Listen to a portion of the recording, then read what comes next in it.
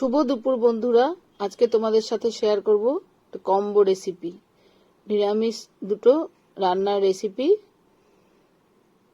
তোমাদের সাথে আজকে শেয়ার করব। তার মধ্যে একটা রেসিপি আমার এক ভীষণ কাছের ফেসবুক ফ্রেন্ড প্লাস আমার বোধহয় রান্নার ভিডিওর সব থেকে অ্যাক্টিভ যদি কেউ দর্শক হন উনি, এবং উনি নানা রকম ভাবে আমাকে কমেন্ট করে জানান কোনটা কি ভালো হয়েছে, কোথায় কি দিলে আরো ভালো হবে। তার রিকোয়েস্টে একটা রেসিপি।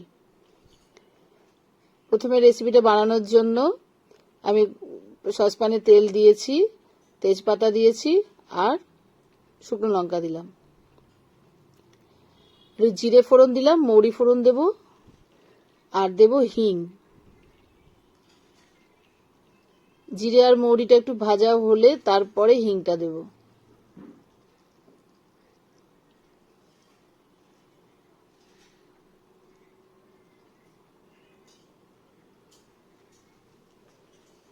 জিরে আর মৌরিটা একটু ভাজা ভাজা হয়েছে, এবার আমি এর মধ্যে দিচ্ছি হিং।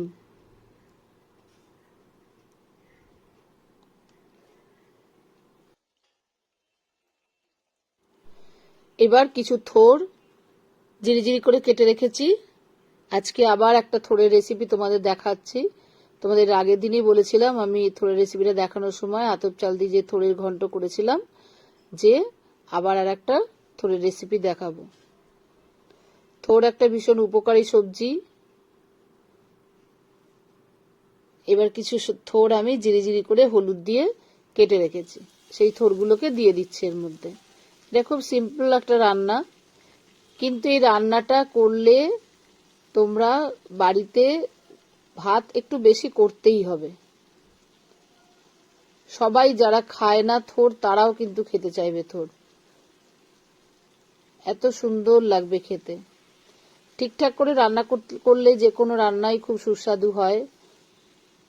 সবকিছু মশলাপাতি যা কিছু দেওয়া ঠিক পরিমাণ মতো দিতে হয়, তাহলে রান্না কিন্তু আলাদা স্বাদ আসে। থোড়গুলোকে আমি খুব ভালো করে ভেজে নিচ্ছি। এখন এর মধ্যে দেব 1 চামচ আদা। আদাটা দিয়ে থোড়ের সাথে আরো একবার ভালো করে আদাটাকে মিশিয়ে নেব। আর দেব হলুদ, ধনে গুঁড়ো আর জিরে গুঁড়ো।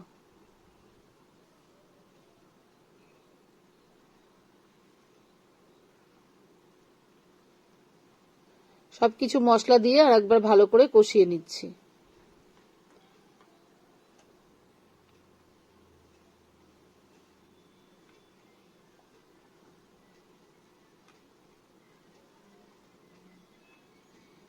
নিরামিষ রান্না কত রকমের যে হয়, আর আমার প্রায় সব রান্নাই আমার মায়ের কাছ থেকে শেখা। এবার একটা টমেটো বড় বড় করে কেটে রেখেছি। এই রান্নাটা কিন্তু একটু এক্সপেরিমেন্ট করেছি আমি, মা মুগের ডাল দিয়ে কোনোদিন করেনি, আমি আজকে এটাকে মুগের ডাল দিয়ে করব। এবার টমেটো দিলাম, টমেটোটা দিয়ে আরো একবার কষিয়ে নিলাম, নিয়ে এর মধ্যে কিছু মটরশুঁটি দেব।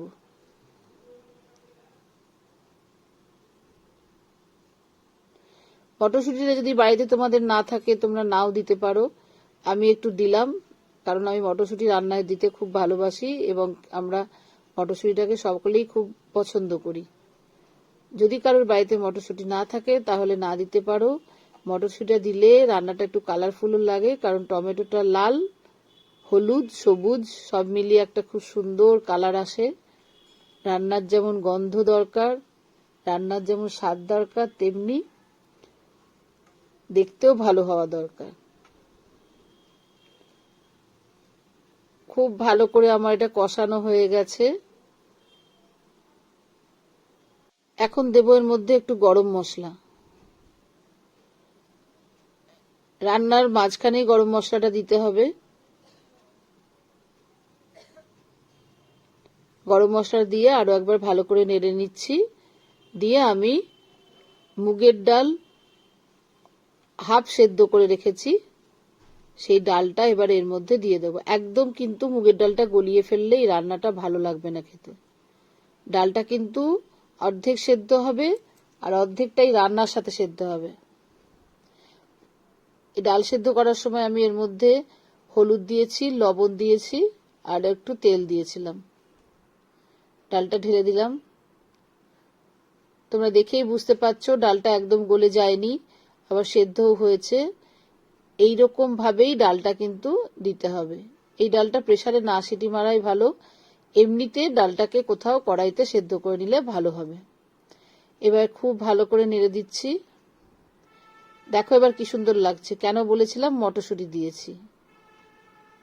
টমেটো, মটরশুঁটি, ডাল, থোড়, কালারটা কি সুন্দর এসছে রান্নার।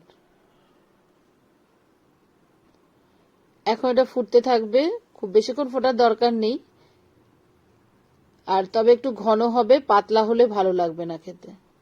আর একবার আমি খুব ভালো করে নেড়ে দিচ্ছি।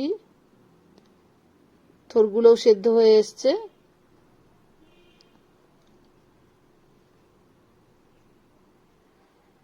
ডালটার সাথে থোড়গুলো ভালো করে মিশিয়ে দিচ্ছি।